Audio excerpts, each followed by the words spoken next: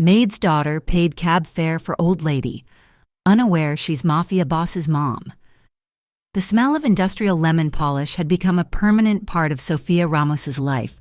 It clung to her hair, her uniform, and even the dry skin of her hands, no matter how many times she scrubbed them with lavender soap.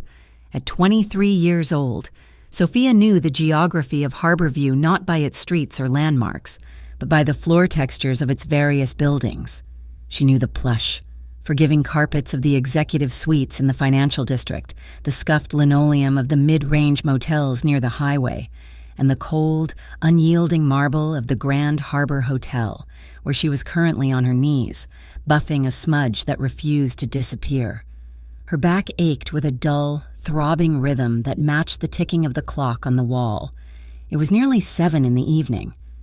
Most people her age were getting ready for drinks downtown or studying for finals at the university, living lives that felt as distant to Sofia as the stars visible through the smog of the city. She did not envy them, or at least, she tried hard not to. Envy was a heavy stone to carry, and she was already carrying enough. Sofia stood up, her knees popping in protest, and surveyed the room. It was perfect. It had to be. Her mother, Maria, had taught her that invisibility was the mark of a good maid. If a guest walked in and felt like magic had swept through the room, leaving no trace of the effort it took, then they had done their job. She gathered her supplies, dropping the spray bottles into her plastic caddy. Her shift at the hotel was over, but her day was far from finished.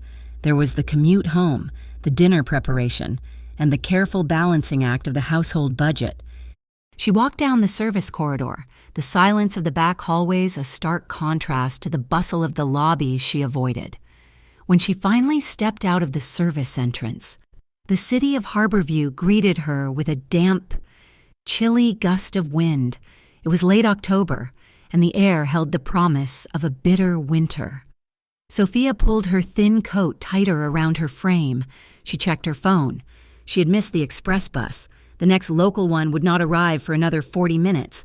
She began to walk. Walking saved $2.50, and tonight, the cold felt like a fair trade for the savings. As she navigated the wet pavement, her thoughts drifted to Maria. Her mother had been cleaning houses in Harborview for 3 decades. Her hands were swollen with arthritis, her back permanently curved from years of bending over bathtubs and scrubbing floors. Sofia worked these multiple jobs, mornings at the office complex, evenings at the hotel, so that Maria could take fewer shifts. It was a silent pact between them. Sofia would trade her youth to buy her mother a little rest. By the time Sofia reached their small apartment building on the edge of the East End, the sky had turned a bruised purple.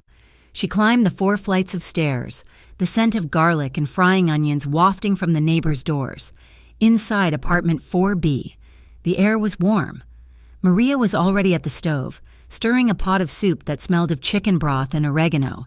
The television hummed in the background, a Spanish soap opera playing at low volume. Maria turned as Sofia entered, wiping her hands on her apron. Her face was lined with age, but her eyes were bright and sharp. "You are late," Maria said, her tone a mix of accusation and relief. "I missed the bus." Sofia lied smoothly, kicking off her worn sneakers. She did not want to admit she had walked 20 blocks to save the fare. She kissed her mother on the cheek and moved to the small table that served as their dining area and desk.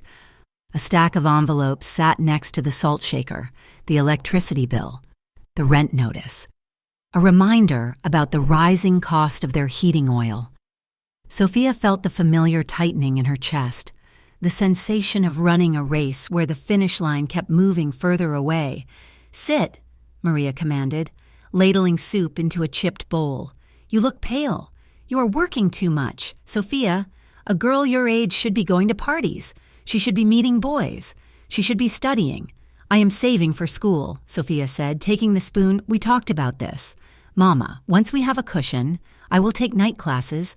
I will get my degree in business." Maria sat down opposite her, her own bowl untouched. She reached across the table and covered Sofia's hand with her own. Her skin was rough like sandpaper, but her touch was gentle. "You are wasting your beauty on bleach and dirty towels," Maria whispered. "I did not come to this country for you to have my knees. I have your eyes, though," Sophia smiled, trying to lighten the mood, "and your stubbornness." They ate in comfortable silence, the weight of the bills temporarily forgotten in the warmth of the meal. They spoke of small things, the leaky faucet in the bathroom, the way the neighbor's cat kept sleeping on their fire escape. It was a simple life, frayed at the edges, but it was theirs. The next evening, the city of Harborview decided to unleash its temper. A torrential rainstorm battered the streets, turning the gutters into rushing rivers of black water. The wind howled through the skyscrapers of the downtown district, rattling windows and turning umbrellas inside out. Sophia finished her shift at the office building later than usual. One of the executives had spilled coffee all over the boardroom carpet right before leaving, and Sophia had stayed an extra hour to ensure the stain did not set. She stepped out of the revolving doors and into the deluge. The noise was deafening. Horns blared as traffic crawled along the slick streets, the lights of the city reflected on the wet asphalt, creating a kaleidoscope of neon red and yellow. Sophia pulled her hood up, but the rain instantly soaked through her coat. She needed to get to the crosstown bus stop, 3 blocks away. She kept her head down, marching against the wind. The sidewalk was crowded with commuters rushing for cover, a sea of black coats and aggressive elbows. As she waited at the corner for the light to change, a commotion near the curb caught her attention. A yellow taxi was parked at an awkward angle, its hazard lights flashing. The driver's door was open, and a man was shouting, "I do not run a charity." The driver yelled, his voice rising above the sound of the rain. "You pay or you get out!" Sophia squinted through the downpour. Standing by the open rear door of the cab was an elderly woman. She looked frail, dressed in a coat that looked expensive, but was soaked through. Her white hair was plastered to her skull, and she was trembling violently. She was digging frantically through a small leather purse. Her hands shaking so hard she dropped a lipstick onto the wet pavement. "Please," the woman said, her voice thin and panicked. "I left my wallet at the restaurant. My son will pay you when we arrive. I promise." "Cash up front," the driver barked. "I have been burned by this before. No money, no ride. Get out!" The brutality of it struck Sophia in the chest. This woman was someone's grandmother. She looked like she could barely stand, let alone survive being stranded in this storm. The light changed, and the crowd of pedestrians surged forward. Ignoring the scene, the city was indifferent. It did not care who it chewed up.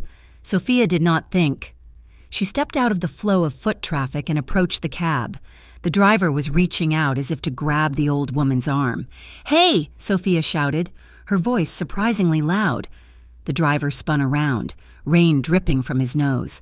"What do you want?" "Leave her alone," Sophia said. She stepped between the driver and the old woman. She reached into her pocket. Her tips from the week were there. It was not much. It was the money for the heating bill. It was the money for fresh vegetables. How much to take her home? Sophia asked. The driver looked Sophia up and down, taking in her cheap coat and wet sneakers. He sneered. "It is a $20 minimum to the hills, plus tip." Sophia's fingers curled around the bills in her pocket. $20 was 4 hours of work. $20 was a lot. She looked at the old woman. The woman's eyes were wide with humiliation and fear. She looked ready to collapse. Sophia pulled out a crumpled wad of cash. She counted out $25. She shoved it into the driver's hand. "Take her," Sophia said firmly, "and drive carefully." The driver counted the money, grunted, and got back into the front seat. Sophia turned to the woman. "It is okay," she said softly. "He will take you now." The old woman stared at her. She reached out and grabbed Sophia's hand. Her grip was surprisingly strong, her skin ice cold. Tears mixed with the rain on her cheeks. "You," the woman stammered, "you did not have to. I do not even know you. It is fine," Sophia said, ushering her into the back seat of the warm cab. She offered a tired smile. "Just get home safe." "What is your name?" the woman asked, refusing to let go of Sophia's hand. "I must pay you back. My son will want to thank you." Sophia shook her head. She gently pried her fingers loose. Just help your grandmother for the day," she joked weakly. "I am nobody. Go." She closed the door before the woman could protest further. She tapped the roof of the cab twice, and the car peeled away into the traffic, disappearing into the sea of red taillights. Sophia stood alone on the curb. She was $25 poorer. She was wet to the bone. She was exhausted. But as she turned back into the rain to walk to her bus stop, the cold didn't feel quite as biting. When she finally arrived home, she was shivering uncontrollably. Maria scolded her immediately, rushing to get dry towels. "Look at you," Maria cried, rubbing Sophia's hair vigorously. "You will catch pneumonia. Where is your sense? Child, I gave away my tip money," Sophia admitted through chattering teeth as she sat by the radiator. Maria froze. "You did what?" "There was an old lady," Sophia explained, pulling the blanket tighter. "The cab driver was going to leave her on the street in this storm. She forgot her wallet. I couldn't leave her there. Mama, she looked so scared." Maria stared at her daughter. She looked at the worn furniture, the stack of bills, and then back at Sophia's earnest, tired face. The scolding died in her throat. Her expression softened, and her eyes shimmered with sudden emotion. "You are a fool," Maria whispered, but she leaned down and kissed the top of Sophia's head. "A kind, beautiful fool. God will return it to you. Sophia, you have a heart too big for this city." Sophia smiled wanly. "I hope God returns it before the electric bill is due next Friday." Maria laughed, a wet, choked sound, and went to heat up leftovers. Miles away, the storm was just as violent, but it sounded different against the reinforced glass of the Moretti villa. Here, the rain was not a nuisance. It was atmosphere.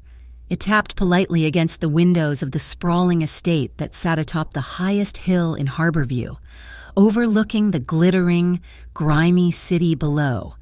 The iron gates swung open silently to admit the yellow taxi.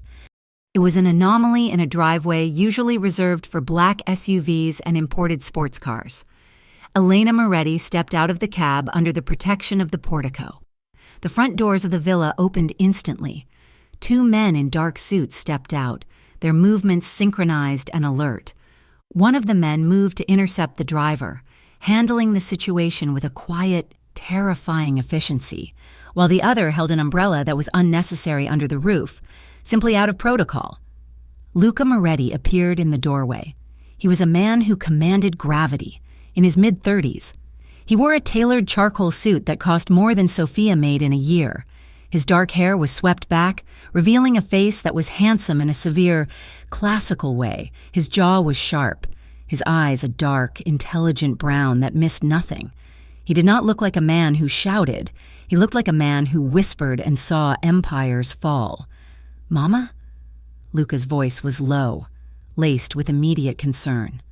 He descended the steps 2 at a time, ignoring the guards. He took her arm gently. "You are shaking." "Where is the car? Where is the driver I sent for you?" "There was a mix-up," Elena said, her voice still trembling as she leaned into her son's solid strength. "I took a cab. I was foolish. Luca, I forgot my purse at the bistro." Luca guided her inside, into the warmth of the foyer where crystal chandeliers cast a golden glow over marble floors. He signaled to a maid who appeared instantly with a warm shawl, the cab driver. "He was horrible," Elena recounted, her hands fluttering. "He was going to leave me on the street, in the rain. I was so ashamed. Luca's eyes grew cold. A muscle feathered in his jaw. He looked over Elena's shoulder at the head of his security detail, a subtle signal that promised violence for the driver later. But then, Elena continued, clutching the shawl, a girl appeared, a young girl. She looked like a drowned rat, poor thing. She paid him. She paid for my ride." Luca paused, his attention shifting back to his mother.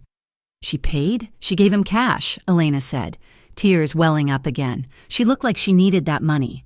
"Luca, she was wearing a uniform under her coat, a maid, I think, or a cleaner. She put $25 in his hand and told him to drive me home." Luca led his mother to the sitting room and sat her down on a velvet sofa. He knelt before her, taking her cold hands in his warm, large ones. He rubbed them gently to bring back the circulation. Did she give you her name? Luca asked softly. No. Elena shook her head. She made a joke. She said she was just helping a grandmother. She would not take a reward. She just walked away into the rain. Luca kissed his mother's forehead, a gesture of profound tenderness that contrasted sharply with the lethal stillness of the men standing by the door. I am glad you are safe, Mama. That is all that matters. He stayed with her until she stopped shivering, listening as she repeated the story, praising the stranger's kindness. He ordered tea for her and waited until she was settled in her room with her personal attendant. Only then did Luca retreat to his study. The room was dark, lit only by the lamp on his mahogany desk and the glow of the city lights through the floor-to-ceiling window. The walls were lined with books and expensive art, but the room felt empty. It was a fortress of solitude. Luca walked to the window. He looked down at Harborview. It was a sprawling beast of a city, a place he controlled through a complex web of real estate, unions, and shadow agreements. He knew the politicians. He knew the judges. He knew the monsters who ran the docks and the thieves who ran the streets. In his world, nobody did anything for free. Every favor had a price tag attached. Every handshake was a contract written in leverage.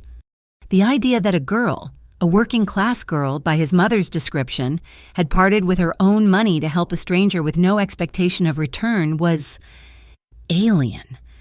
It was a glitch in the matrix of his cynical existence. He watched the rain streak the glass. He imagined the girl standing on the corner. The door to the study opened quietly. It was Marco, his head of security. The driver has been educated on manners. Boss, Marco said quietly. Good, Luca said, not turning away from the window. Marco hesitated. Anything else? Luca looked at his reflection in the dark glass. He saw the predator staring back. He adjusted his cufflinks. Find her, Luca said. Marco blinked. The cab driver, no. Luca turned around. The girl, the one who paid. Track the cab's pickup location. Check the security cameras in the area. Find out who she is. Marco nodded slowly, a confused look crossing his face. And when we find her, do you want us to bring her in? Luca shook his head. No. Do not scare her. Do not touch her. Just find me a name. Marco nodded and left the room, closing the heavy door with a soft click. Luca sat down in his leather chair. He picked up a crystal tumbler of whiskey but didn't drink it. He swirled the amber liquid, watching the light catch in the facets of the glass. He felt a strange sensation in his chest.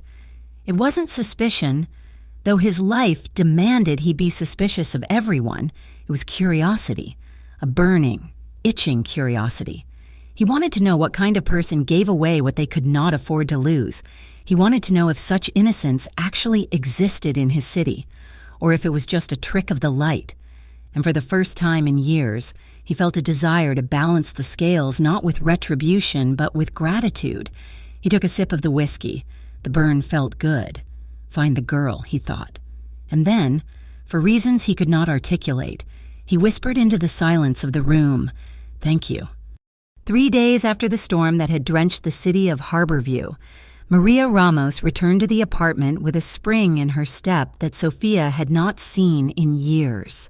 The older woman bustled through the door, her cheeks flushed pink from the wind, carrying a plastic bag of groceries that seemed lighter in her hands than usual. Sofia was at the kitchen table, nursing a cup of lukewarm tea and staring at a textbook she had borrowed from the library, trying to make sense of accounting principles that felt a world away from her reality. "Guess what happened today?" Maria announced, setting the bag down on the counter with a flourish. Sofia looked up, rubbing her tired eyes. She had just finished a double shift at the hotel and her feet were throbbing in a rhythm that matched her pulse. "You found a winning lottery ticket on the sidewalk?" "Better," Maria said, beaming.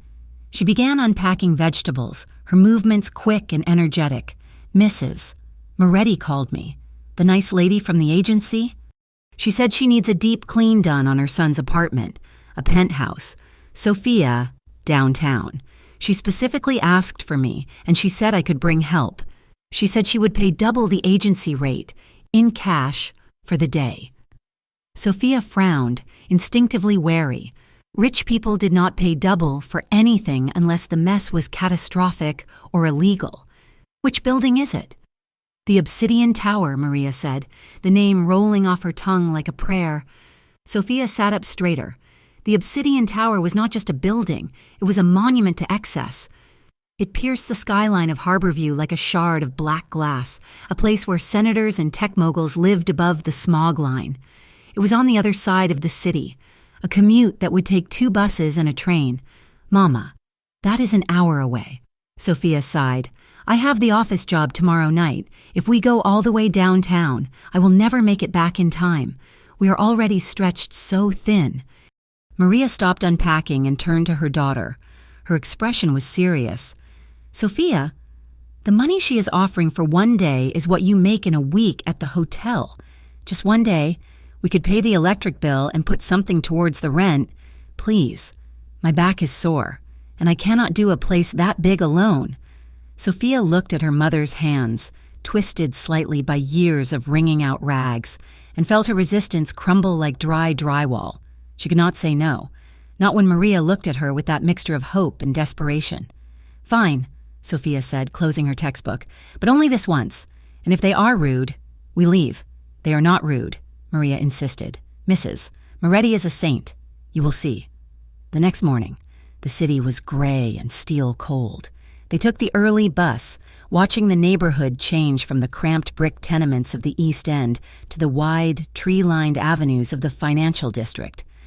By the time they stood in front of the Obsidian Tower, Sophia felt a familiar sense of shrinking. The building was massive, looming over them with an indifferent grandeur. The security desk was more like a border crossing. Men in dark suits checked their IDs against a list, their eyes cold and professional. They scanned Maria's bags and patted down Sophia's coat. It did not feel like entering a home. It felt like entering a vault. When the elevator finally opened on the penthouse floor, Sophia's breath hitched. She had cleaned nice hotel rooms before, the kind with mini bars and thread counts in the thousands. But this was different. This was wealth that did not need to shout because it simply existed as a fact of nature. The floors were marble, polished to a mirror shine that reflected the gray sky outside the floor-to-ceiling windows. The walls were paneled in dark, rich wood that smelled of lemon oil and old money.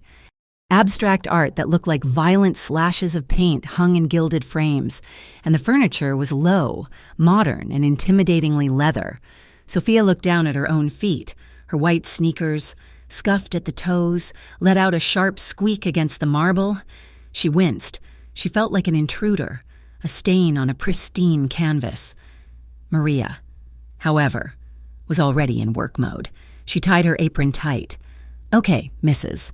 Moretti said she is staying in the guest suite downstairs, but she wants the main library and the living quarters up here spotless. I will go down and say hello to her and start the bathrooms. You take the library. Be careful with the books. I am always careful, Sophia said, pulling her rubber gloves on with a snap. Maria disappeared down a floating staircase, leaving Sophia alone in the cavernous silence of the penthouse. It was quiet, but not peaceful. The silence felt heavy, like the air before a thunderstorm. Sophia moved to the library. It was a massive room with 2 levels of books, a rolling ladder, and a desk that looked like it had been carved from the hull of a ship. She began to dust, her movements efficient and practiced. She wiped down the mahogany surfaces, careful not to disturb the precise arrangement of papers and pens. On a side table, she found a collection of framed photographs. She paused, her dust cloth hovering. The photos were of a man, in one. He was shaking hands with the mayor of Harborview, in another. He was standing at a charity gala, wearing a tuxedo that fit him like armor. There were pictures of him with the older woman from the cab, Mrs. Moretti, where he looked protective, his hand resting gently on her shoulder. Sophia leaned in closer. It was a handsome face, certainly. Strong jaw, dark hair, eyes that seemed to look right through the camera lens. But even in the photographs, there was a current of tension in his posture. He smiled, but the smile never quite reached his eyes. It was a mask, a carefully constructed barrier between him and the world. He looks lonely, Sophia whispered to herself, surprised by the thought. She shook her head, annoyed at her own fancy. He was rich. He was powerful. He was definitely not lonely. He probably had models lining up to keep him company. She turned her attention to the bookshelves. The upper shelves were dusty, neglected. She dragged the heavy wooden ladder along the brass rail. It moved with a smooth, expensive glide. Sophia climbed up, her cleaning caddy hooked over her arm.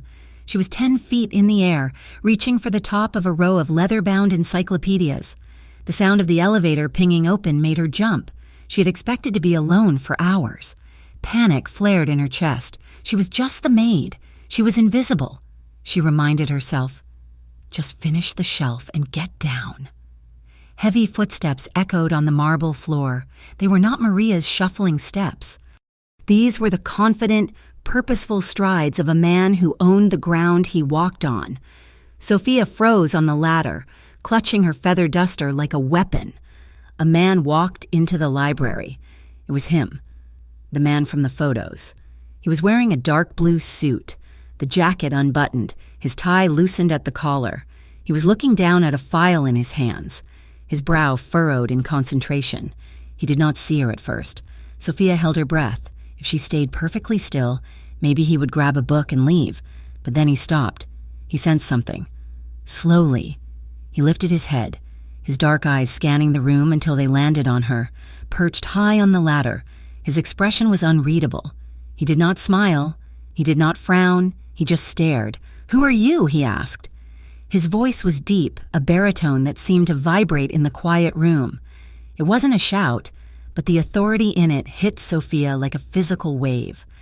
Startled by the direct address, Sophia tried to turn and descend at the same time.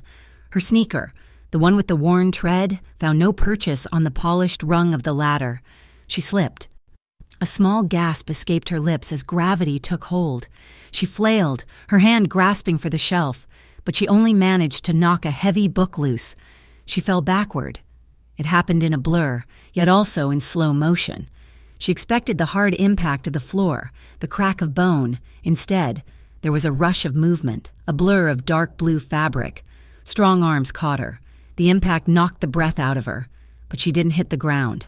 Luca had moved with impossible speed, crossing the distance in a heartbeat. He caught her by the waist, his grip firm and unyielding, absorbing the momentum of her fall as if she weighed nothing. Sophia instinctively threw her hands out to brace herself, her palms slamming against his shoulders. Under the fine wool of his suit, she felt the hard ridge of muscle. For a moment, neither of them moved. She was suspended in his arms, her feet dangling inches above the floor. Her face was level with his. She was so close she could see the flecks of gold in his dark irises. She could smell him, a scent of expensive cologne, crisp linen, and something darker, like wood smoke and rain. Her heart hammered against her ribs like a trapped bird. She stared at him, wide-eyed, shock rendering her mute. Luca stared back. His face was inches from hers, up close. The guarded expression she had seen in the photos was even more intense.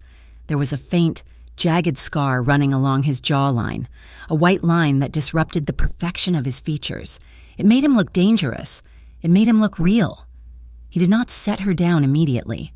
His hands lingered on her waist, his thumbs pressing slightly into the fabric of her uniform. Sophia felt a jolt of electricity zip through her spine at the contact. It was inappropriate. It was terrifying. It was exhilarating. "Careful," Luca said softly. The single word broke the spell. He lowered her slowly until her sneakers touched the marble. He steadied her for another second, ensuring she had her balance, before he stepped back, his face smoothed over, the mask sliding back into place. "Are you injured?" he asked, his tone polite but distant. Sophia blinked, trying to restart her brain. "No," she managed to say. Her voice sounded breathless. "No, I am fine, thank you. I'm sorry. I should have been more careful." Luca watched her. He was studying her, cataloging her. He took in the messy bun of dark hair, the oversized uniform that could not hide her slender frame, the large, expressive eyes that were currently wide with panic. And then, recognition flickered in his eyes. He knew her. It hit him with the force of a physical blow. This was the girl. The description his mother had given, the petite build, the kind eyes, the specific cadence of her voice, it all matched. This was the stranger who had paid for the taxi. This was the girl he had ordered Marco to find. He had expected to read a name on a dossier. He had not expected to catch her falling from his library ceiling. He chose not to say it. Not yet. He wanted to see who she was when she thought no one was watching. "I am Luca Moretti," he said, extending a hand. Sophia stared at the hand. It was large, manicured, but calloused on the palm. She wiped her own hand on her apron before taking it. Her skin felt rough and dry against his. "Sophia," she said. "Sophia Ramos. I am with the cleaning service. My mother and I, Mrs. Moretti hired us." "Sophia," he repeated. The way he said her name, giving weight to the vowels, made her cheeks burn. "It is a pleasure. Sophia, please, continue your work. Do not let me interrupt." He turned and walked to his desk, sitting down and opening the file again. But the air in the room had changed. It was charged now, thick with an awareness that made the hairs on Sophia's arms stand up. She picked up her duster, her hands shaking slightly. She moved to the other side of the room, trying to make herself small, trying to fade into the woodwork. But it was impossible to ignore him. Over the next hour, Sophia worked in a state of heightened anxiety. Luca remained at his desk, but he was not silent. His phone rang constantly. He answered in a fluid mix of English and Italian, his voice shifting from smooth charm to icy command in the blink of an eye. "Yes, the shipment sits at the docks," he said into the phone, his back to her. "I do not care about the customs inspector. Pay him or threaten him. I am indifferent. Just get the crates moving." Sophia froze, her hand hovering over a bust of Julius Caesar. Pay him or threaten him? A few minutes later, another call. This time, his voice dropped an octave, becoming a low, dangerous rumble. "Tell Vincent that if he steps into the North Ward again, he will not walk out. Am I clear? I am done sending warnings. Next time, I send a surgeon." Sophia swallowed hard. A chill that had nothing to do with the air conditioning slid down her spine. She had grown up in neighborhoods where tough men stood on corners. But this was different. This was refined. Corporate violence. This was a man who ordered destruction while sitting in a leather chair wearing a $3,000 suit. She looked at him. He was making notes in a ledger, his face calm, almost serene. The contrast between his gentle behavior when he caught her and the ruthless words coming out of his mouth was dizzying. "Who are you?" she thought again. But this time, the question was laced with fear. The sun began to set, casting long, orange shadows across the library floor. The elevator pinged again. Luca hung up the phone immediately. His posture softened. Elena Moretti walked in, looking refreshed and elegant in a cashmere sweater. Maria walked a few steps behind her, carrying a tray of tea. "Luca, my darling, you are home early," Elena said, crossing the room to kiss his cheek. "I had some work to finish." "Mama," Luca said, standing up. He looked at Maria and nodded respectfully. "Good evening." Maria beamed. "Mr. Moretti, your home is beautiful." And then Elena saw Sophia. Sophia was standing near the window, trying to look busy with a bottle of glass cleaner. "Oh," Elena exclaimed. Her eyes lit up with genuine delight. She clapped her hands together. "It is you." Sophia smiled shyly. "Hello, Mrs. Moretti." Elena turned to Luca, grabbing his arm. "Luca, this is her. This is the angel I told you about, the one from the taxi." The room went silent. Maria looked confused.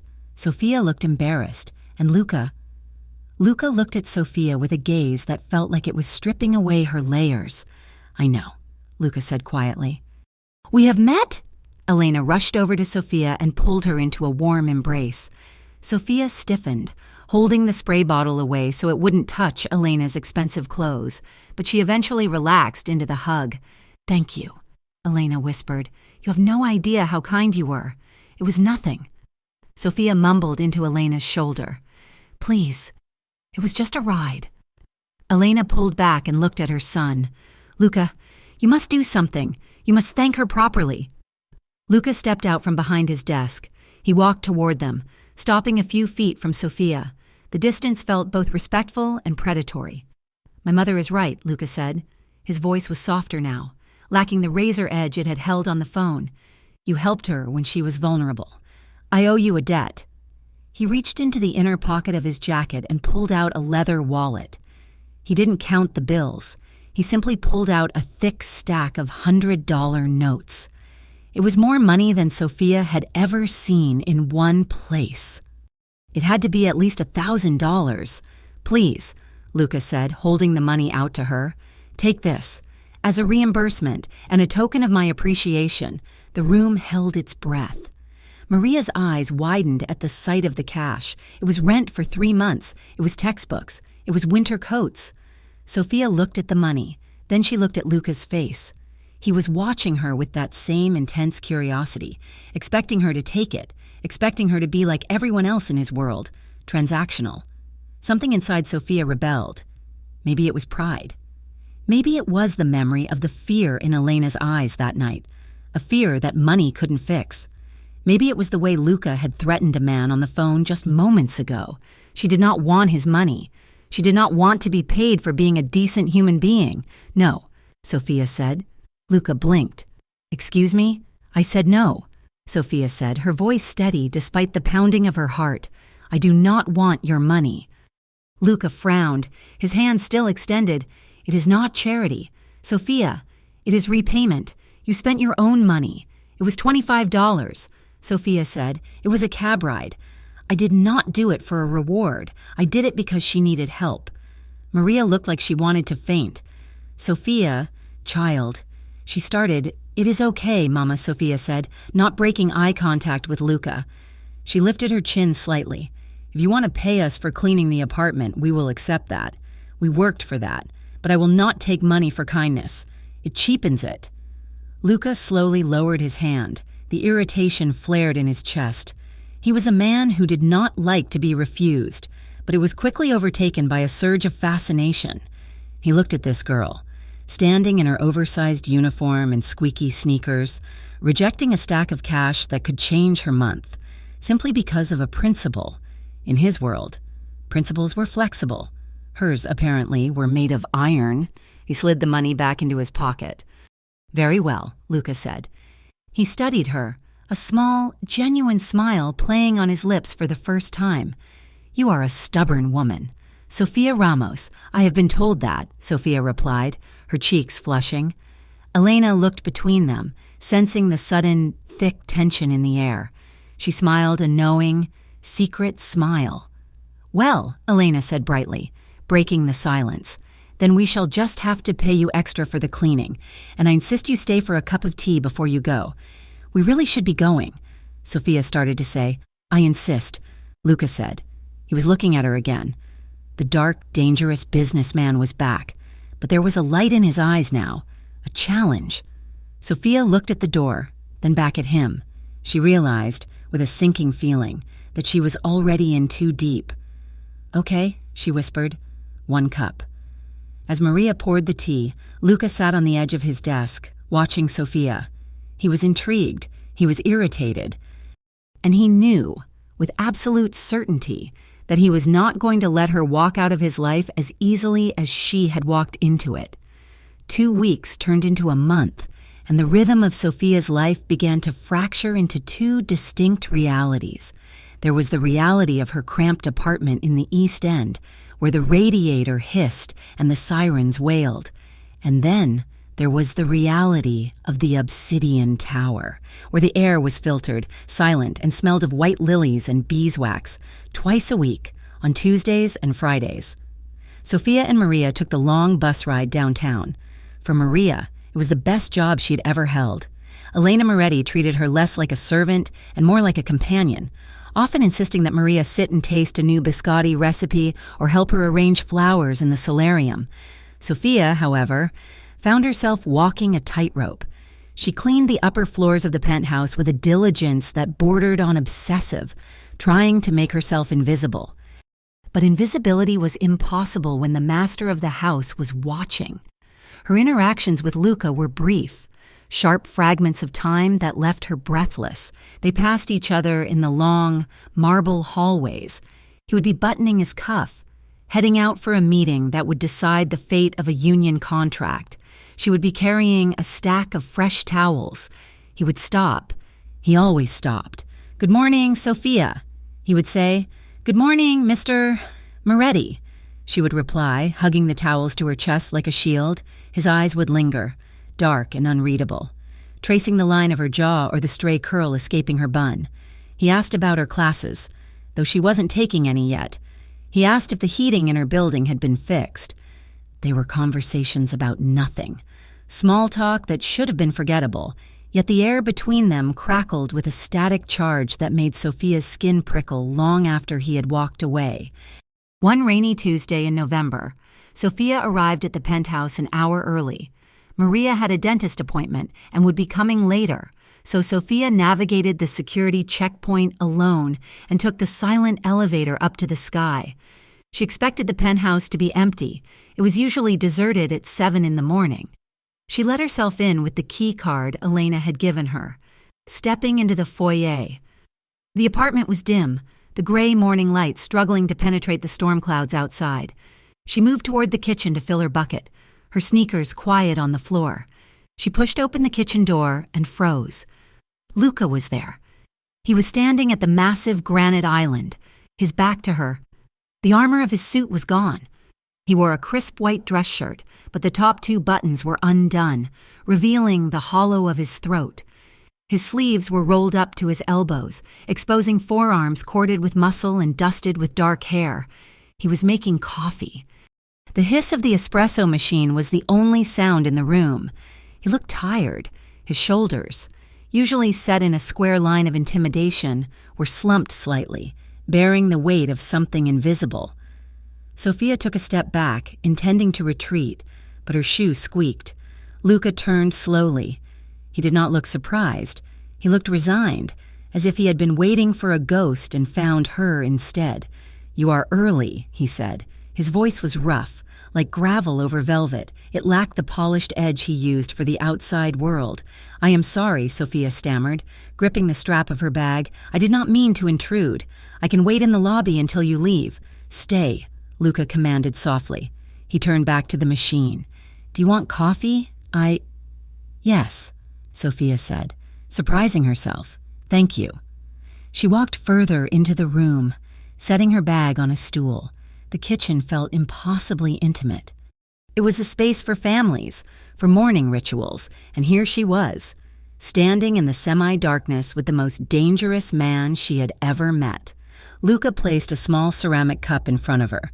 The smell of rich, dark roast filled the space between them. He picked up his own cup and leaned his hip against the counter, crossing his ankles. He looked human, vulnerable. "You look tired," Sophia said before she could stop herself.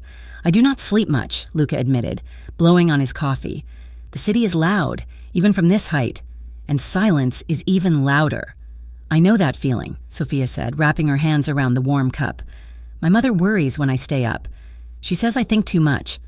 "Mothers are paid to worry," Luca said, a faint, dry smile touching his lips. "Mine worries that I work too hard. She thinks I'm a legitimate businessman with a stress problem." Sophia looked at him over the rim of her cup. "And are you?" Luca met her gaze. His eyes were shadowed, heavy with secrets he refused to speak. "I am a businessman. Sophia, the legitimacy depends on who is writing the laws that week." It was an honest answer. It disarmed her. She set her cup down, suddenly feeling the need to do something with her hands. She reached for a linen cloth sitting on the counter behind him to wipe a small spill of sugar. "Excuse me," she murmured. Reaching past him, she misjudged the distance. As she leaned forward, her hip brushed against his thigh. The contact was electric. Sophia froze.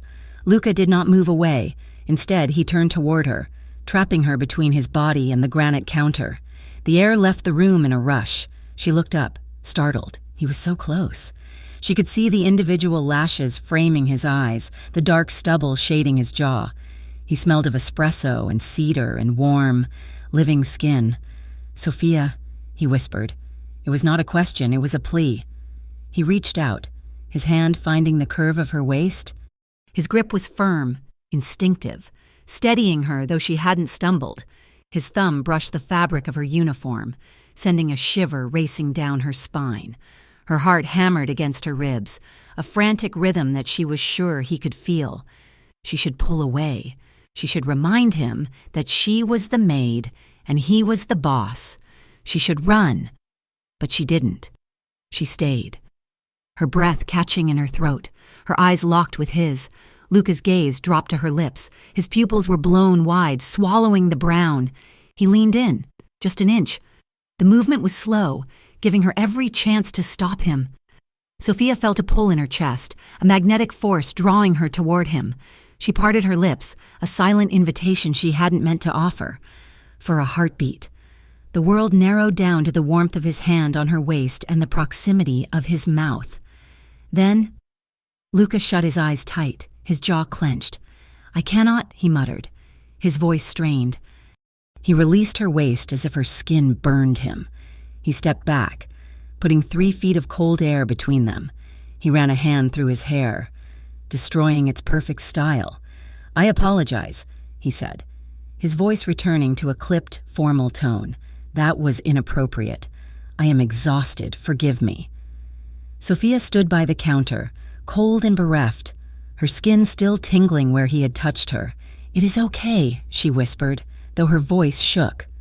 Luca grabbed his jacket from the back of a chair. He did not look at her again. "I have a meeting. Please, finish your coffee." He walked out of the kitchen, his footsteps heavy and fast. Sophia listened to the front door slam, leaving her alone in the silence he hated so much. Downstairs, in the back of a black sedan, Luca stared out the window as the rain lashed against the glass. His hands were clenched into fists on his knees. He was furious with himself. He had almost crossed a line that could not be uncrossed. She was innocent. She was light. And he was a man who dragged everything he touched into the dark. His phone buzzed. It was Marco. "Boss." Marco's voice was tense. "We have a problem. Speak," Luca said. Grateful for the distraction of work, one of the perimeter guards clocked a gray sedan parked down the street for the last 3 shifts. "Plates are stolen. We ran the description. It looks like one of the Lazaro crew. They are watching the building." Luca went still. The Lazaro family was his primary rival, a group of brutal opportunists who lacked the code of honor Luca tried to maintain. If they were watching the Obsidian Tower, they were looking for weaknesses, patterns, leverage. "And who comes in and out of the service entrance every Tuesday and Friday?" Luca asked, his voice deadly quiet. "The cleaning crew," Marco said, "the agency staff, and the girl, Sophia, and her mother." A cold knot of dread tightened in Luca's stomach. He had been so careful to keep his family separate from his business. But by bringing Sophia into his home, he had painted a target on her back. She was a civilian. She had no protection, no armored car, no weapon. She was the perfect leverage. "Pull the detail from the warehouse," Luca ordered. "Put eyes on her. I want a shadow on Sophia Ramos 24 hours a day. If anyone gets within 10 feet of her, break their legs. Understood. Boss." Luca hung up. He looked at his reflection in the window. He looked like a monster. 3 nights later, the danger moved from the abstract to the immediate. Sophia had finished a shift at a law firm in the financial district. It was late, past 10 in the evening. She had missed the express bus again and had to take the local route that dropped her 6 blocks from her apartment. The rain had stopped, but the streets were slick and dark. The streetlights in her neighborhood had been broken for weeks, leaving long stretches of pavement shrouded in shadow. Sophia walked quickly, her keys laced between her fingers, a trick Maria had taught her. She was tired, her mind still replaying the scene in the kitchen with Luca, the way his hand had felt, the way he had looked at her. "Hey, sweetheart." The voice came from the mouth of an alleyway. Sophia stiffened and kept walking, picking up her pace. 2 men stepped out onto the sidewalk, blocking her path. They were not the polished guards from the Obsidian Tower. These men were rough, wearing hoodies and smelling of stale beer and aggression. "You in a hurry?" the second man sneered, stepping closer. He was big, blocking out the dim light from the corner store down the block. "Please let me pass," Sophia said, keeping her voice steady. "I have no money. "We don't want money," the first man said, grinning to reveal yellow teeth. "We just want to talk. A pretty thing like you shouldn't be walking alone. It's dangerous." He reached out and grabbed her arm. Sophia reacted on instinct. She jerked her arm back, slashing out with her keys. "Don't touch me," the man laughed, but his grip tightened. "You have got a temper. I like that." Panic surged in Sophia's throat. The street was empty. No one was coming. Suddenly, a blinding white light flooded the street. Tires screeched against the wet asphalt. A massive black SUV roared up the street, mounting the curb and coming to a halt just inches from the men. The headlights were like spotlights, freezing the scene in harsh relief. The doors flew open before the car had even fully stopped. Two men in dark suits, Luca's men, stepped out. They did not shout. They did not run. They simply unfolded themselves from the vehicle with the terrifying calm of professional soldiers. One of them reached into his jacket. The two harassers froze. They looked at the car, at the suits, and their bravado evaporated instantly. They knew what this was. This wasn't the police. This was something much worse. "Get lost," one of Luca's men said. His voice was bored, flat, or "stay and see what happens." The harassers scrambled back, tripping over each other in their haste to disappear down the alleyway. Sophia stood trembling on the sidewalk, clutching her chest. The rear door of the SUV opened. Luca stepped out. He looked furious. He stormed over to her, ignoring the rain that had started to fall again. He checked her over with a quick, intense scan. No blood, no bruises. "Get in the car," he barked. Sophia blinked, the adrenaline turning into shock and then into a sudden, hot anger. She was not a damsel in a fairy tale, and he was not a knight. He was the reason her life felt so complicated. "No," she shouted back, stepping away from him. Luca stopped, stunned. "No? Stop following me," Sophia yelled, her voice echoing off the brick buildings. "Who do you think you are? You treat this whole city like it is your personal chessboard. You cannot just stalk me and show up whenever you want." Luca's jaw tightened. He closed the distance between them in 2 strides. "You think I'm stalking you? You were being assaulted. Sophia, I can take care of myself," she insisted, though her hands were shaking. "You were 5 seconds away from being dragged into an alley," Luca roared, losing his composure. "Look around you. You should not be walking alone in this neighborhood at this hour. It is suicide. I live here," Sophia screamed back. "This is my home. Luca, I do not have a driver. I do not have a penthouse. This is my reality." They stared at each other, breathing hard, the anger vibrating between them. Luca looked at her, really looked at her, and saw the fear beneath the defiance. He saw the way she was shivering in her thin coat. His anger deflated, leaving only a sharp, aching worry. "Please," he said, his voice dropping to a harsh whisper. "Get in the car, Sophia. I cannot watch you walk home alone. Not tonight." Sophia looked at the retreating taillights of the harassers, then at the warmth of the SUV. She looked at Luca's face, which was etched with a genuine terror she didn't understand. She got in the car. The interior was silent and smelled of leather. Luca got in the driver's seat, dismissing his driver to the passenger side, and peeled away from the curb. He drove with aggressive precision, his knuckles white on the steering wheel. Sophia sat in the passenger seat, staring straight ahead, the silence stretched, thick and suffocating, until she couldn't stand it anymore. "What do you do?" she asked. Luca didn't look at her. He kept his eyes on the road. "What? You have men who scare thugs away without lifting a finger," she said, turning to face his profile. "You have money you don't count. You talk about territories and shipments. What do you do?" "Luca, and do not tell me you are a businessman." Luca slowed the car as they turned onto the main avenue. He hesitated. He could lie. He could tell her he was in import-export or construction or waste management. It would be easier. But he remembered the way she had looked at him in the kitchen. He remembered her honesty. "I control certain parts of this city," Luca said slowly, choosing his words with agonizing care. "I ensure that things run smoothly.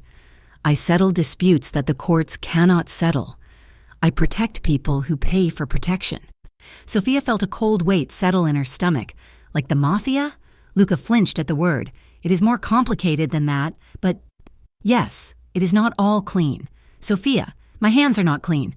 Sophia stared at him, horrified. The rumors, the whispers in the city, they were true. She was sitting in a car with a criminal, a kingpin. Stop the car, she said. We are almost at your building, Lucas said, refusing to slow down. I don't want your help, Sophia cried, tears of frustration welling in her eyes. I don't want you anywhere near me or my mother. We are good people, Luca. We work hard. We don't hurt people. I know. Lucas slammed his hand against the steering wheel, startling her. I know you are good. That is why I am trying to keep you safe. He pulled the car up to the curb in front of her apartment building. He put it in park and turned to her. His mask was completely gone now. His eyes were wide, desperate. I never meant for you to be involved, he said, his voice cracking. I just wanted to thank you. I wanted to help the girl who saved my mother. I didn't plan on any of this. Any of what? Sophia challenged, though her voice was barely a whisper. Luca looked at her lips, then up to her eyes. The feelings he didn't dare name were swimming there. Desire, protectiveness, a longing for a life he had forfeited long ago. On your safety, he said, lying only by omission. Sophia reached for the door handle. She pushed it open, letting the cold night air rush into the heated car. She stepped out onto the pavement. She should just walk away. She should run up the stairs, lock the door, and never go back to the obsidian tower. But she paused. She held the door open and looked back at him. He was watching her like a man watching the last lifeboat leave a sinking ship. In a moment of conflicted impulse, Sophia leaned back into the car. Her face was inches from his. She saw the scar on his jaw, the exhaustion in his eyes. I do not know what scares me more, she whispered, her voice trembling. Luca waited, not breathing. Who you are, she continued, tears finally spilling over, or how I feel when you look at me like that. She pulled back before he could respond, slammed the heavy door shut, and ran toward the entrance of her building. Luca sat frozen in the driver's seat. The engine hummed beneath him, the only sound in the dead of the night. He stared at the spot where she had been, her words echoing in the silence of the car, louder than any gunshot he had ever heard. For 3 weeks, the silence between Sophia Ramos and Luca Moretti was louder than the noise of the city. Sophia stopped taking the Tuesday and Friday shifts at the Obsidian Tower. She filled her schedule with other jobs, scrubbing floors in the back offices of a dental clinic and wiping down tables at a 24-hour diner near the university. She told herself she needed the extra hours to pay for a new winter coat for Maria, but in truth, she was running. Every time her phone buzzed, her heart jumped, expecting a name that never appeared on the screen. She was haunted by the memory of the car ride, the smell of leather and rain, the raw confession she had whispered before fleeing into the night. Maria noticed the change. She saw the dark circles under Sophia's eyes and the way her daughter jumped at sudden noises. Mrs. Moretti asks about you, Maria said one evening as she folded laundry. She says the new girl from the agency misses spots on the bookshelves. She misses your conversation. Sophia, I am busy. Mama, Sophia replied, keeping her back turned as she washed dishes. The diner pays better tips. Maria sighed, shaking out a pillowcase. It is not about the money, and you know it. You look like a ghost. Whatever happened between you and that family? Do not let it eat you alive. Sophia did not answer. She scrubbed a plate until her knuckles turned white.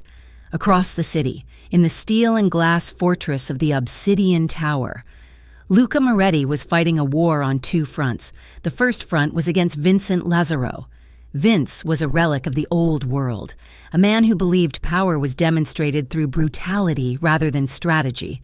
He had been encroaching on Luca's shipping routes for months, but lately, his attacks had become personal.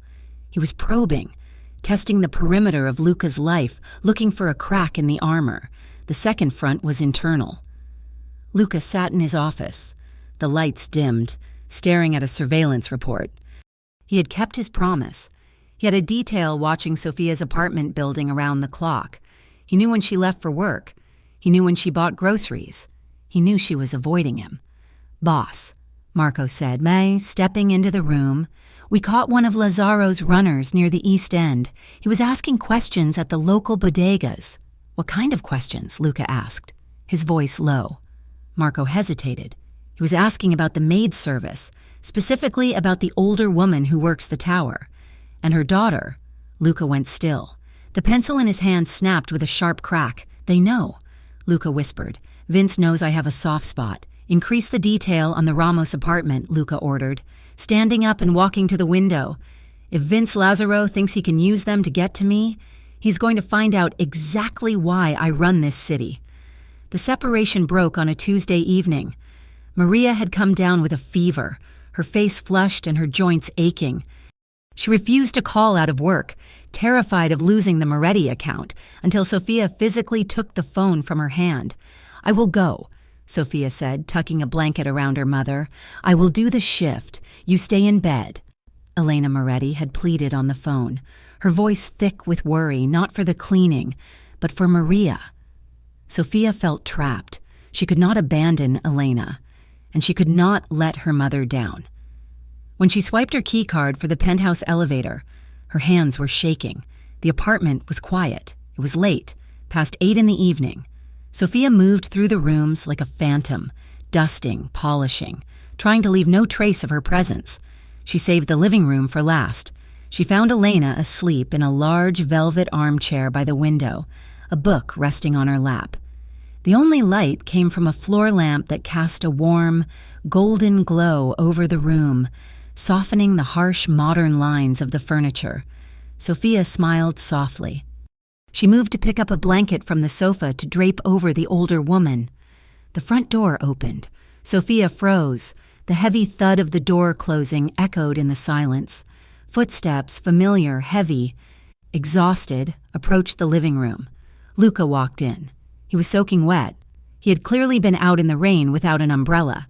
His hair was plastered to his forehead, and his suit jacket was dark with moisture. He looked drained, his eyes hollowed out by stress and lack of sleep. He stopped when he saw her. For a long moment, neither of them spoke. The air in the room shifted, becoming heavy and charged. The sound of the rain against the glass seemed to fade away, leaving only the sound of their breathing. Sophia, Luca said. His voice was rough.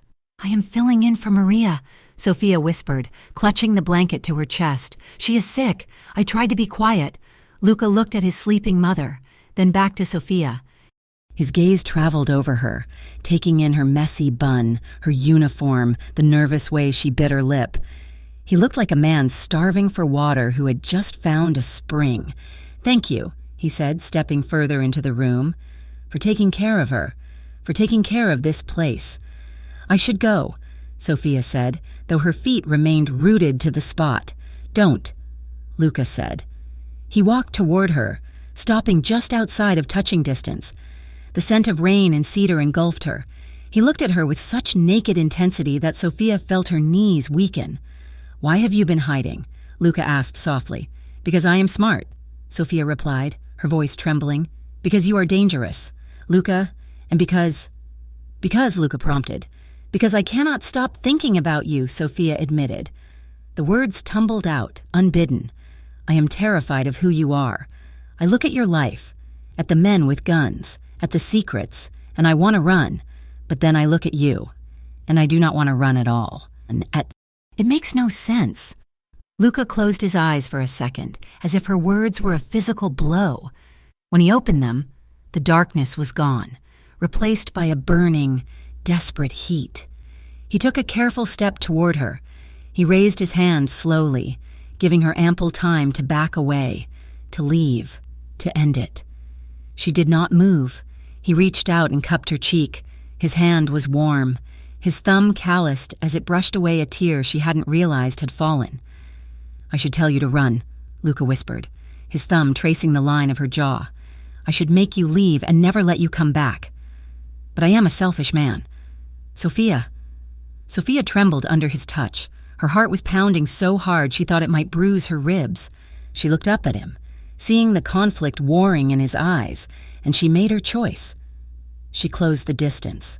She rose on her tiptoes and pressed her mouth to his. Luca stiffened for a fraction of a second. stunned, before a low groan vibrated in his chest. He wrapped his arms around her, pulling her flush against him. The kiss was not tentative. It was an explosion of weeks of repressed longing and fear. It was intense, hungry, and overwhelming. Sophia's fingers tangled in his wet shirt, gripping him as if he were the only solid thing in a spinning world. Luca's hand slid to the small of her back, pressing her closer, molding her body to his. They stumbled backward, their legs tangling, until they hit the back of the sofa. Luca didn't break the kiss. He deepened it, his mouth moving over hers with a desperate tenderness that made her head spin. She felt his heart hammering against her chest, matching the frantic rhythm of her own. For a moment there was no mafia, no rival families, no cleaning uniforms. There was only the heat of his skin, the taste of rain on his lips, and the overwhelming realization that she had fallen in love with him. Luca broke away first. He rested his forehead against hers, his breathing ragged. His hands were still on her waist, his grip tight, possessive. "Sophia," he breathed, his voice wrecked. "I shouldn't drag you into this darkness. You are the only light I've seen in years." "I am not afraid of the dark," Sophia whispered, her eyes closed, savoring the warmth of him. "You should be," Luca said, but he kissed her forehead, lingering there. The shrill ring of a cell phone shattered the moment. It was Luca's phone. The sound was jarring, violent in the quiet room. Elena stirred in her chair but did not wake. Luca pulled away, the loss of his warmth immediate and painful. He pulled the phone from his pocket, his expression hardening instantly into the mask Sophia hated. "Moretti," he answered. Sophia watched him. She saw the color drain from his face. She saw his eyes turn to ice. "When?" Luca demanded. "Was anyone inside?" He listened for another moment, his jaw clenching so hard a muscle feathered in his cheek. "Read it to me," Luca said, "exactly as it is written." He listened. His eyes flicked to Sophia, and for a second she saw pure, unadulterated panic in them before he shut it down. "Burn it," Luca ordered. "Burn it all. I am coming in." He hung up. He stood there for a second, staring at the floor, his chest heaving. Then he looked at Sophia. The tenderness was gone. The heat was gone. In its place was a cold, impenetrable wall. "You need to leave," Luca said. His voice was flat. Sophia blinked, confused by the sudden shift. "What happened? My warehouse at the docks was firebombed 10 minutes ago." Luca said. He walked past her, moving to the desk to unlock a drawer. "Is everyone okay?" Sophia asked, reaching out to touch his arm. "Don't," Luca snapped, pulling away from her touch. He turned to face her. The look in his eyes was cruel. Someone spray-painted a message on the wall of the burning building. "Do you want to know what it said?" Sophia stared at him, fear cold in her stomach. "It said, 'Maids and mothers bleed the same,'" Luca said, the words cutting through the air like a knife. Sophia gasped, her hand flying to her mouth. "They know," Luca said, his voice rising. "They know about you. They know about Maria. Because I was stupid enough to let you into my house. Because I was weak enough to think I could have this." "Luca," Sophia said, stepping toward him. "We can figure this out." "No!" Luca shouted. Elena shifted in her sleep, and he lowered his voice to a harsh hiss. "There is no figuring this out. This ends now. You are done here. You and your mother are fired. I do not want to see you near this building again." Sophia felt as if he had slapped her. "Fired? Luca, please, you are scared. I understand." "You understand nothing," Luca interrupted. "You are a liability." "Sophia, you are a weakness I cannot afford. I need to focus on a war, and I cannot do that if I am worrying about a cleaner." He was lying. She could see it in the frantic way he wouldn't meet her eyes. He was pushing her away to save her, but the words were designed to wound, to make her hate him so she would stay away. "Is that all I am?" Sophia asked, tears stinging her eyes. "A liability? After what just happened?" "It was a mistake," Luca said, turning his back on her. "Go home, Sophia. Take your mother and go to the country if you have family there. Just get away from me." Sophia stood there for a heartbeat, devastation washing over her. She felt humiliated. She felt used. "Fine," she whispered. She grabbed her bag. She didn't look back at him. She walked out of the penthouse, the sound of the door clicking shut behind her, feeling like the end of the world. 2 days later, Sophia sat in a coffee shop near the university. The world had turned gray. The rain hadn't stopped. Daniel, a barista she had worked with the previous summer, sat across from her. He was kind, and he had a gentle smile and hands that had never held a gun. He had been asking her out for months, and today, in a moment of desperate need for normalcy, she had said yes to coffee. "You seem sad today," Daniel said, reaching across the table to touch her hand. "Is everything okay? It is just work." Sophia lied, forcing a smile. "I lost a big client. That is their loss," Daniel said warmly. "You are the hardest worker I know. Sophia, it was nice. It was safe. It was boring." Sophia looked out the window, and then her heart stopped. A black car was idling at the curb. Luca was standing on the sidewalk. He was watching them through the glass. He looked like a storm cloud that had descended onto the street. His coat collar was turned up, and his face was a thunderhead of jealousy and rage. He saw Daniel's hand on hers. Luca moved toward the door of the coffee shop.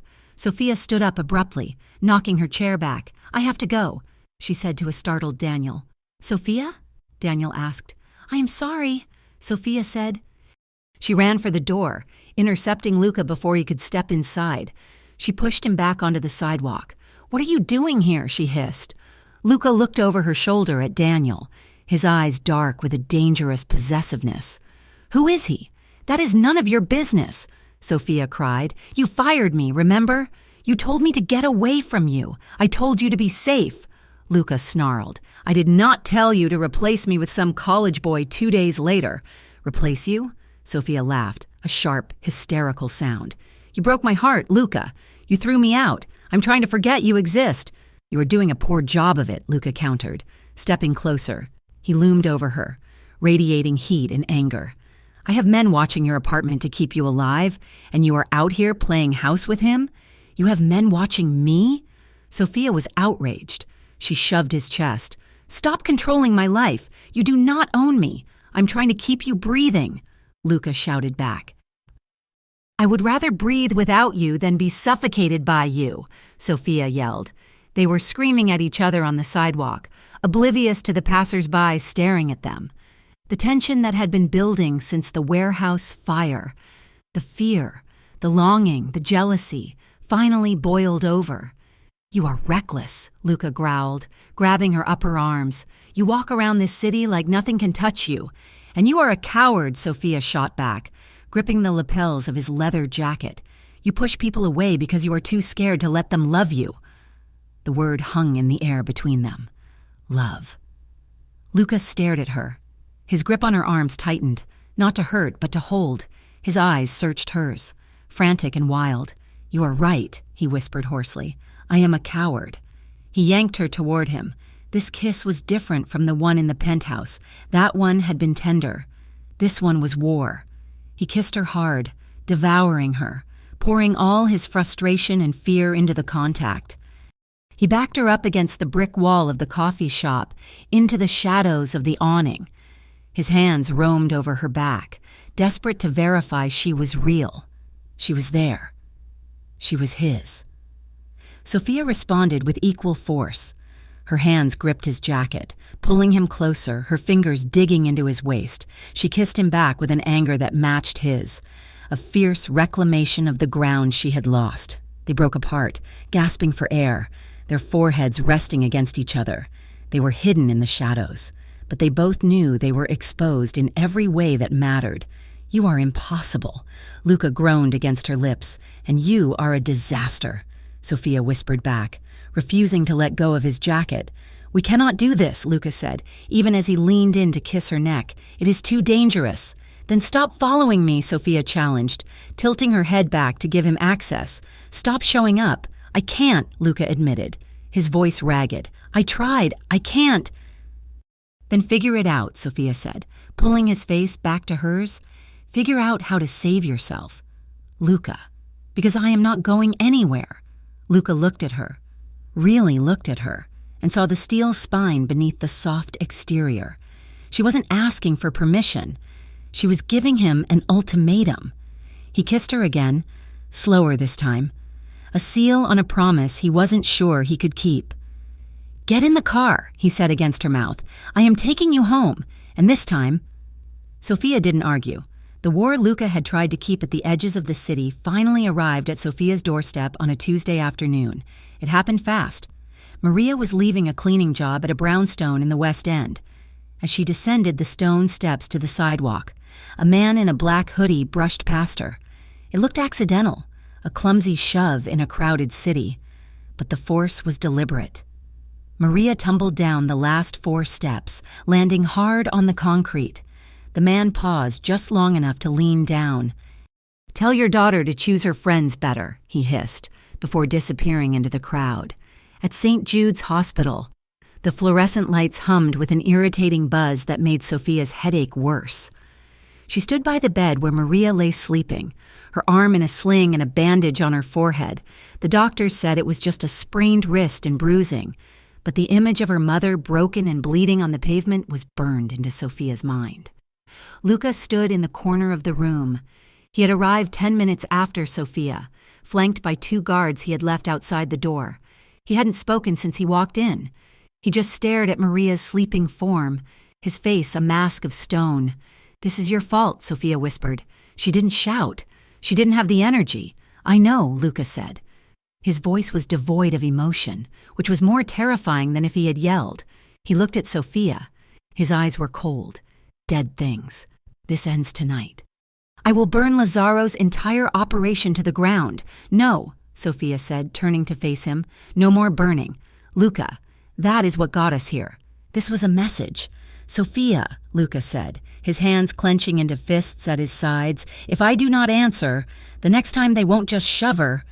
Before the argument could escalate, the door opened. Elena Moretti walked in, looking pale but determined. She went straight to Maria's bedside, touching her friend's hand, then turned to her son. "We are moving them," Elena said firmly. "What?" Luca and Sophia said in unison. "They are coming to the villa," Elena stated. "Tonight, I have already arranged the rooms. It is the only place with a perimeter they cannot breach. I cannot live with you," Sophia protested. "Mama would never agree." "Your mother was pushed downstairs because of my son's business," Elena cut in, her voice sharp. "Do not let pride get you killed. Sophia, you are coming to the villa. End of discussion." Luca looked at Sophia. He didn't argue. He knew his mother was right. It was the only way to ensure he could watch over them 24 hours a day. "Pack a bag," Luca said quietly. "My men will pick up your things." That night, Sophia and Maria were moved into the guest wing of the Moretti villa. It was a fortress disguised as a mansion. Guards patrolled the grounds with German shepherds. Cameras swept every corner of the estate. Life inside the villa was surreal. Maria, recovering quickly, spent her days with Elena in the sunroom. Sophia, however, felt like a prisoner in a gilded cage. She wandered the long hallways, feeling the weight of the house pressing down on her, and everywhere she turned, there was Luca. The tension between them shifted from the sharp, angry panic of the street to a slow, suffocating burn. It was domestic, intimate, and maddening. One night, unable to sleep, Sophia went down to the kitchen for water. She found Luca there, leaning against the counter in the dim light of the stove hood. He was wearing lounge pants and a white dress shirt that was unbuttoned halfway down his chest, revealing the dark hair and tanned skin beneath. He looked up as she entered. He didn't smile, but his eyes softened. "Can't sleep?" he asked. "No," Sophia said. "The house. It is too quiet." Luca poured hot water from the kettle into a mug. "Chamomile," he said, sliding it toward her. "It helps." Sophia took the mug. Their fingers brushed. The contact sent a jolt through her that made her breath hitch. She looked at him, really looked at him. In the soft light, she saw a jagged, pale scar on his chest, disappearing under the shirt. It was an old wound, close to his heart. "How did you get that?" she asked, nodding toward his chest. Luca looked down, tracing the scar absent-mindedly. A disagreement. "Years ago, I was younger, slower. Does it hurt?" "Only when it rains," he said, looking back up at her. They stood in silence, the steam from the tea rising between them. They were so close. Sophia could smell the soap on his skin. She felt a magnetic pull, a desire to step forward and place her hand over that scar, to feel the heart beating beneath it. She looked away, flustered. "Good night, Luca." "Stay," he whispered. But she fled, her heart pounding, leaving him alone in the dark. The breaking point came 3 days later. Luca had been on the phone all afternoon, shouting orders. He was planning a retaliation strike on one of Vince's casinos. He was going to hit them hard. Sophia stormed into his office without knocking. "You cannot do this," she shouted. Luca looked up from his desk, startled. He waved his hand at Marco, who was sitting opposite him, dismissing him from the room. Marco left quickly, closing the door. "Sophia, I am busy," Luca said, rubbing his temples. "Busy planning a war?" Sophia demanded, slamming her hands on his desk. "If you attack Vince, he attacks back, and next time it won't be a shove. Luca, next time it will be a bullet." It is the only language he understands. Luca stood up, his chair scraping loudly against the floor. "I have to show strength." "You are showing fear," Sophia yelled. "You are reacting exactly how he wants you to. You are just a thug with a better suit." Luca went still. His eyes flashed with a dangerous light. "Is that what you think I am? A thug? I think you are a man who is terrified of losing," Sophia said, her voice dropping to a trembling whisper. "And you are so busy trying to win that you don't see what you are destroying. You are destroying us." "Luca." "Us?" Luca walked around the desk. He stopped inches from her. "Is there an us? Sophia?" Sophia looked up at him. The anger drained out of her, leaving only the raw, aching want that had been consuming her for weeks. "I don't know," she whispered. "You tell me." Luca let out a ragged breath. He looked at her mouth, then at her eyes. The restraint he had been holding onto with both hands finally snapped. He reached out and pulled her into him. It wasn't gentle. It was a collision. Sophia gasped as her chest hit his, but she didn't pull away. She wrapped her arms around his neck, pulling his head down, and kissed him with everything she had. Luca groaned against her mouth, a sound of pure relief and hunger. He kissed her back, his hands sliding down her back to grip her waist, lifting her slightly so she was pressed against him. He walked her backward until her hips hit the edge of the heavy oak desk. He lifted her easily, setting her on the edge of the desk, stepping between her legs to get closer. His hands were everywhere, in her hair, on her waist, cupping her face. "Sophia," he murmured against her neck, his lips trailing fire along her skin. "You drive me insane." "Good?" she breathed, her hands tangling in his dark hair. He pulled back to look at her. His eyes were dark, dilated, full of a raw need that stole her breath. He traced the line of her jaw with his thumb, his touch possessive but reverent. "Are you sure?" he asked, his voice rough. "Because if we do this, I am not letting you go. Not ever. I don't want to go," Sophia whispered. He kissed her again, slower this time, deeper. His hand slid up her side, his thumb grazing the underside of her breast through her shirt. Sophia arched into his touch, a small sound escaping her throat. But as the heat rose, as the desperation clawed at them, Luca slowed down. He pulled back, resting his forehead against hers. His breathing was ragged. "Not like this," he whispered, not in anger, not because we are scared. Sophia blinked, dazed. "What?" "I want you," Luca said, framing her face with his hands. "God, Sophia, I want you more than I want my next breath, but not like this. Not as a distraction from a war. When I have you, I want it to be peace." Sophia looked at him, seeing the honor beneath the criminal. She nodded slowly, smoothing his collar. "Okay," she whispered. "Peace." He kissed her forehead, then helped her down from the desk. "We will figure this out," he promised. "I will find a way out." The promise lasted less than 24 hours. The next afternoon, Sophia insisted on running a quick errand. She needed a specific prescription for Maria from the pharmacy in the village, something the villa doctors didn't have on hand. Luca, reluctant, sent her with 2 guards in an armored car. It should have been safe, but Vince Lazaro had been watching. He had bought off a local traffic cop who flagged the car down on a quiet stretch of road. The phone in Luca's office rang. It was the lead guard, his voice gurgling with pain. "Boss, ambush. They took her." Luca dropped the phone. The world tilted on its axis. The cold rage he had felt at the hospital was nothing compared to the white-hot terror that flooded his veins now. Sophia was gone.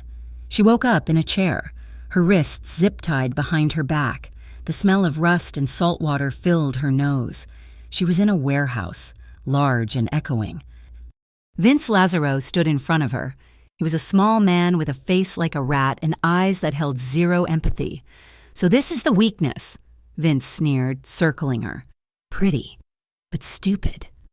Sophia lifted her chin. She was terrified. Her heart was beating so fast she felt dizzy, but she remembered Luca's face. She remembered Maria's strength. She would not cry for this man. "Where is Luca?" she asked, her voice steady. "Oh, he's coming." Vince laughed. "And when he does, he's going to walk right into a slaughter. You are the bait, sweetheart, and once he is dead, well, we will see if you are worth keeping around." Sophia looked him in the eye. "He's going to kill you," she stated simply. Vince stopped laughing. He slapped her, hard. Sophia tasted blood. She spat it on the floor and glared at him. Back at the villa, Luca was arming himself. He was strapping a holster to his chest, checking the magazine of a semi-automatic pistol. He was vibrating with lethal energy. Elena stood in the doorway.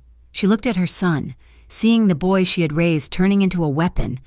"Luca," she said softly. "Don't try to stop me, Mama," Luca said without looking up. "I won't," Elena said, "but listen to me. If you go there only for blood, you will die. And she will die. You have to bring her back. Luca, that is the mission. Not revenge. Rescue. Do not lose yourself." Luca looked at his mother. He nodded once, stiffly.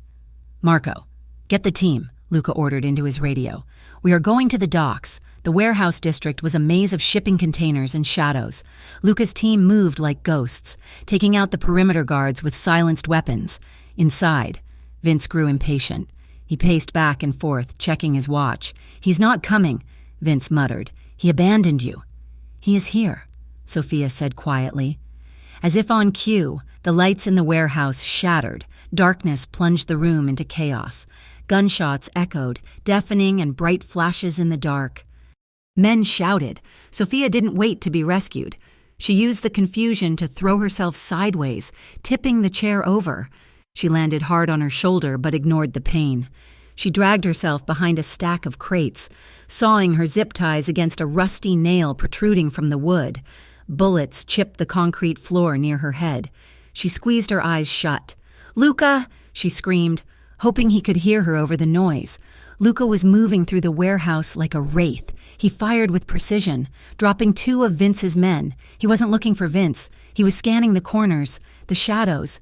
He saw the tipped chair, empty. Panic flared, cold and sharp. Then he saw movement behind the crates. "Sophia!" He broke cover, sprinting across the open floor. A gunman appeared on the catwalk above. Luca didn't break stride. He fired 2 shots upward and the man fell. He reached the crates just as Sophia managed to snap the plastic tie on her wrists. She looked up, bruised, bleeding from her lip, her hair wild. Luca dropped his gun and fell to his knees. He grabbed her, pulling her into his chest with a force that knocked the wind out of her. "I have you!" He gasped into her hair, his hands shaking violently as he patted her back, her arms checking for bullet holes. "I have you. You are okay." Sophia clung to him, burying her face in his neck. "I knew you would come," she sobbed. Luca pulled back, cupping her face. He thumbed the blood from her lip, his eyes dark with regret. "I am so sorry. I am so sorry. We have to go," Marco shouted from the doorway. "More are coming." Luca picked Sophia up in his arms. She tried to protest, to say she could walk, but he held her tight against his chest. "I am never letting you go again," he growled. He carried her out of the darkness, through the smoke and the noise, stepping over the wreckage of his world to carry the only thing that mattered into the light. The safe house was a world away from the obsidian tower. It was a modest, weathered cottage perched on the edge of a rocky cliff overlooking the Atlantic. Miles outside the city limits, the air here smelled of salt and pine, not exhaust and ozone. There were no marble floors, only creaking wood that settled with the wind.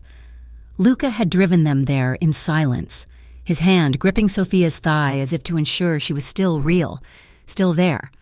When they finally stepped inside, locking the heavy deadbolt behind them, the adrenaline that had sustained them through the warehouse rescue finally evaporated, leaving behind a bone-deep exhaustion. Elena had insisted on staying at the villa with Maria. She'd been adamant, telling Luca that he and Sophia needed space to heal, to breathe, without mothers hovering over them. Now, standing in the quiet of the small bedroom, Sophia understood why. She sat on the edge of the quilt-covered bed. Her uniform was torn, her knees scraped, and her lips swollen. Luca stood by the window, staring out at the black ocean, his silhouette tense. He looked like a man waiting for a blow that had already landed. "You are shaking," Sophia said softly. Luca turned. He looked wrecked. The immaculate suit was ruined, stained with dust and grime. He walked toward her, sinking to his knees on the rug between her legs. He took her hands. His fingers were trembling. "I almost lost you," he rasped. The words were heavy, dragging along the bottom of his voice. "When I saw that empty chair, when I thought I was too late." "But you were not," Sophia said, leaning forward. She freed one hand to cup his face, her thumb brushing the dirt from his cheek. "You came for me. You saved me. I put you in that chair," Luca corrected, his eyes dark with self-loathing. "You were right, Sophia. I am poison. I draw darkness to everything I touch." Sophia shook her head. "No. You fight the darkness. That is different." She looked at him, seeing the vulnerability he hid from the rest of the world in this small, dim room. He wasn't the Don of Harborview. He was just a man who was terrified of being alone. And she realized, with a clarity that cut through the fear, that she didn't want him to be alone either. "Luca," she whispered, "look at me." He met her gaze. "I am here," she said. "I am alive, and I am not going anywhere." Luca let out a shuddering breath. He leaned his forehead against her knees. "God, Sophia, I do not know how to be gentle. I do not know how to have this. Then we learn," she said. She reached down, her fingers tangling in his hair, guiding his face up to hers. The first kiss was tentative, a question asked in the silence. "Are you sure?" Luca hesitated, pulling back just an inch, his eyes searching hers for any sign of hesitation, any flicker of the trauma she had just endured. "If the world ends tomorrow," Sophia whispered, her voice fierce and steady. "I want this moment. I want us." Something in Luca broke. A dam held back for years finally gave way. He stood up, pulling her to her feet, and wrapped her in his arms. This time, the kiss was not desperate or angry. It was reverent. It was a vow. He backed her slowly toward the bed, his movements deliberate. He treated her as if she were made of glass, precious and fragile, yet he held her with a strength that promised he would never let her shatter. Sophia arched into his touch, her hands sliding over the hard muscle of his shoulders, needing to feel the reality of him. Luca murmured her name against her skin, a low sound that vibrated in her chest. He traced the line of her spine with his palm, his touch searing through the fabric of her shirt. Every brush of his fingers was a declaration. Every press of his lips was a promise of protection. They moved together in the dim light, the sound of the ocean outside providing a rhythm to their breathing. When their foreheads met, they paused, sharing the same air, their eyes locked. In that gaze, stripped of titles and territories, they found a profound, terrifying truth. They belonged to each other. And for the first time in his life, Luca Moretti chose vulnerability over armor. He chose love over fear. Hours later, the storm outside had settled into a steady, rhythmic rain. They lay together under a heavy wool blanket, limbs tangled, the room lit only by the faint gray light of the moon filtering through the clouds. Sophia rested her head on Luca's chest, listening to the steady beat of his heart. His arm was draped over her, holding her close, as if he feared she might vanish if he let go. Luca was staring at the ceiling. The peace of the moment was beautiful, but it was fragile. He knew the world he had built was still waiting outside the door. "I cannot pretend this is safe," Luca said quietly into the dark. Sophia shifted, looking up at his profile. "I know." "Vince is still out there," Luca continued, his voice tightening. "And even if I handle Vince, there will be another and another if I keep doing what I have always done. If I keep running the city this way, you will always be a target. I cannot live like that, Sophia. I cannot spend every second terrified that someone will hurt you to get to me." "I do not want that either," Sophia admitted. She traced the scar on his chest with her fingertip. "And I do not want to be the reason you have to kill more people. I do not want our life to be built on blood." "I have to change it," Luca said. The words hung in the air, heavy and irrevocable. "I have to find a way out." Before Sophia could respond, the silence of the cottage was shattered by the harsh, jarring ring of Luca's secure phone. He froze. It was 3 a.m. A call at this hour meant only one thing: catastrophe. He reached for the phone on the nightstand, his body tensing, the lover vanishing and the soldier returning in a heartbeat. "Moretti," he answered. Sophia watched his face. She saw the color drain from his skin. She saw his eyes turn into black voids of horror. "Put her on the phone," Luca snarled. He listened for a second, then closed his eyes. "I will be there. 1 hour. If you touch a hair on her head, Vince, I will peel the skin from your bones." He hung up and sat on the edge of the bed, his head in his hands. "Luca?" Sophia whispered, fear cold in her stomach. "He took my mother," Luca said, his voice devoid of life. "What?" "There was a shift change at the villa," Luca explained, standing up and reaching for his clothes with robotic, jerky movements, a 10-minute gap in the perimeter. "We were focused on you.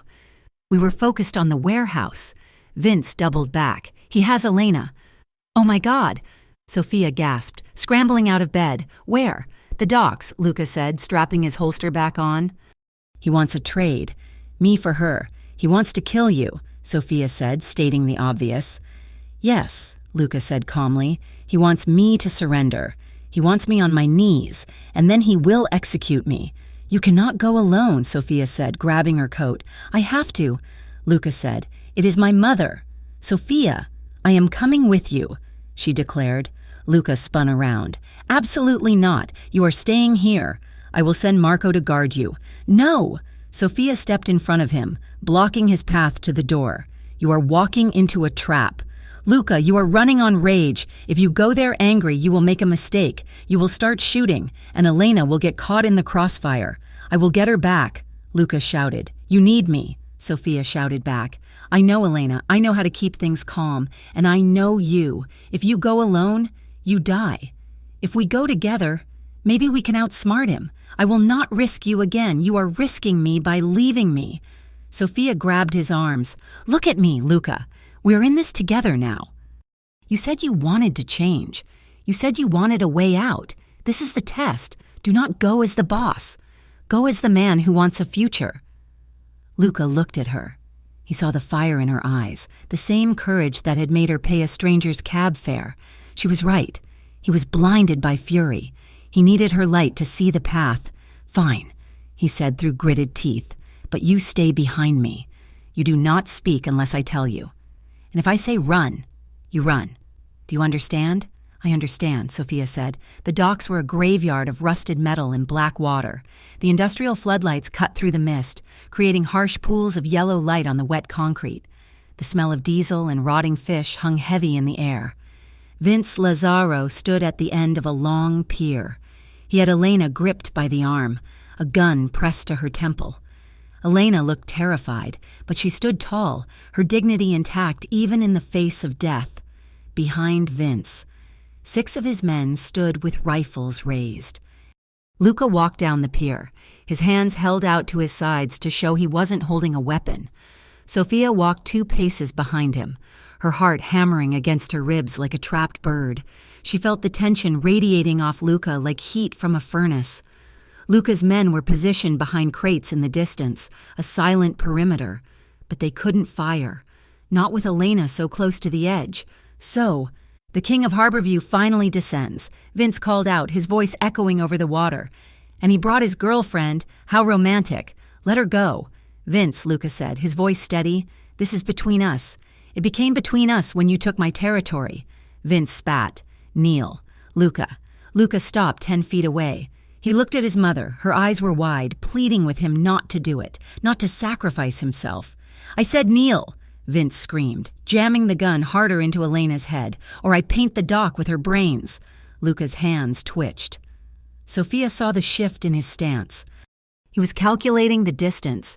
He was going to try to draw his weapon. He was going to try to kill Vince before Vince pulled the trigger. The odds were impossible. It was a suicide move.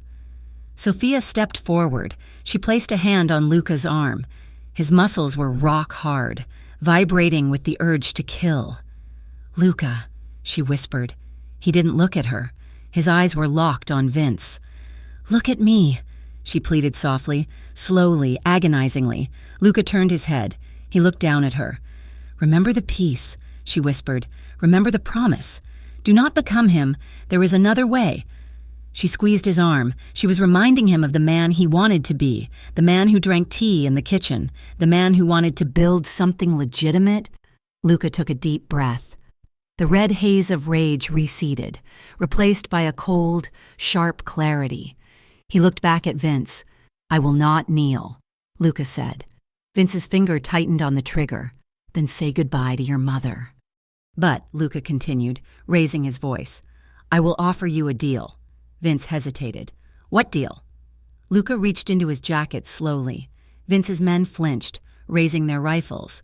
Luca pulled out a single, thick envelope. This, Luca said, tossing the envelope onto the wet ground between them, is everything. The shipping routes, the bank accounts in the Caymans, the names of the judges on your payroll, and the evidence of the 3 murders you committed last year. Vince stared at the envelope. I am done. Vince, Luca said, I am walking away, but I am not leaving you the kingdom. What does that mean? Vince snarled. It means, Luca said, checking his watch, that the sirens you are about to hear are for you. In the distance, the wail of police sirens pierced the night air. Not one car, dozens. You ratified, Vince screamed, his face twisting in betrayal. You called the cops? You? I chose a different life, Luca said. Chaos erupted. Vince raised his gun, abandoning Elena to aim at Luca. I will kill you! Luca moved. He didn't draw a weapon. He spun, grabbing Sophia and pulling her into his chest, spinning his back to Vince to shield her with his own body. Pop! Pop! The shots rang out, but they didn't hit Luca. One of Luca's sharpshooters, seeing Vince move the gun away from Elena, had taken the shot. The bullet struck Vince's shoulder, spinning him around. Elena threw herself to the ground. Police cars screeched onto the pier, lights flashing blue and red, blinding everyone. SWAT teams swarmed the area. Vince's men threw down their weapons, realizing they were outmatched. Luca stood in the center of the storm, holding Sophia tight. He wasn't fighting, he wasn't running, he was waiting. Elena scrambled over to them. Luca pulled her into the embrace, holding the 2 women who defined his world. It is over, he whispered into Sophia's hair. It is finally over. The weeks that followed were a blur of courtrooms and lawyers. Luca kept his word. He cooperated. He gave the authorities enough to bury Vince Lazaro for 3 lifetimes. In exchange, and in recognition of his surrender, his own sentence was reduced. He had to dismantle his organization. He had to pay massive fines.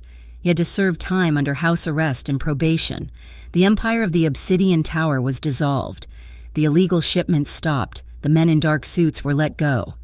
The city watched in shock as the untouchable Luca Moretti voluntarily tore down his own crown. But Luca didn't care about the city. He only cared about the woman who sat in the front row of the courtroom every single day, holding his mother's hand. 8 months later, the snow was falling gently on the streets of Harborview. It was a clean, white blanket covering the grime of the past. Sophia wiped down the table at the community center. She was tired, but it was a good tired. She had spent the day helping a family from Colombia fill out housing applications. It was honest work. It was real. A bell chimed at the door. She looked up. Luca was standing there. He wasn't wearing a $3,000 suit. He was wearing a simple wool coat and jeans. He looked younger. The tension that had defined his posture for years was gone. He looked like a man who slept at night. "Ready?" he asked. "Ready." She smiled. Untying her apron, he drove them not to a penthouse, but to a small family restaurant in the Italian district. It was warm, noisy, and smelled of garlic and tomato sauce. In the back corner, a table was waiting. Elena was there, looking radiant, and Maria was there, her arm fully healed, laughing at something Elena had said. Sofia sat down, feeling a swell of happiness so large it almost hurt. They ate. They laughed. They argued about which wine was better. It was ordinary. It was miraculous. As the espresso was served, Luca stood up. The chatter in the restaurant died down. He looked nervous. Sofia had seen him stare down gunmen, but she had never seen him look this terrified. He wiped his palms on his jeans. "Sofia," he said. She looked up at him, her heart starting to race. "My life has been a long series of mistakes," Luca said, his voice trembling slightly. "I walked in the dark for so long that I forgot what the sun looked like, and then you paid a cab fare." Maria sniffled loudly. Elena handed her a tissue. "You saved my mother," Luca continued, his eyes locking onto Sofia's. "And then you saved me. You taught me that strength isn't about how much you can control. It is about how much you can love." He reached into his pocket. He didn't pull out a diamond the size of a grape. He pulled out a simple, elegant ring with a single, clear stone. He knelt on the linoleum floor. "I do not have an empire anymore," Luca said softly. "I cannot give you a palace. I can only give you a man who is trying to be better every single day. I do not know if I can ever fully escape who I was, but I want to spend the rest of my life trying with you." Sofia stood up.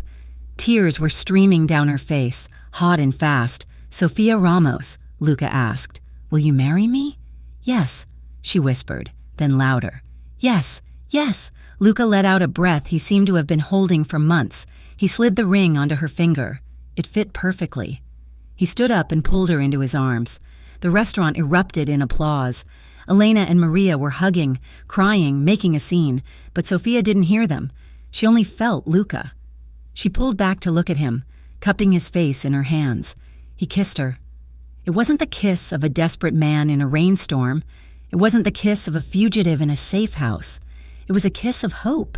It was warm, steady, and full of a future that they had earned. The camera of their story lingered there, on their entwined hands, on the scar on Luca's jaw that was finally fading, and on the smiles of their mothers. It was not a fairy tale ending.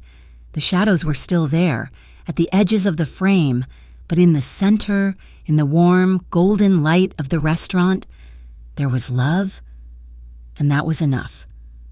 Thank you so much for listening to this story. I hope you enjoyed the journey of Sofia and Luca as much as I enjoyed writing it. I would love to hear from you. Please leave a comment down below telling me which country you are listening from. It is always amazing to see how far these stories travel. If you enjoyed this Mafia romance, please make sure to hit that subscribe button for the Mafia Romance Stories channel and turn on notifications so you never miss a new episode. Let me know your thoughts on the ending in the comments section. Until next time.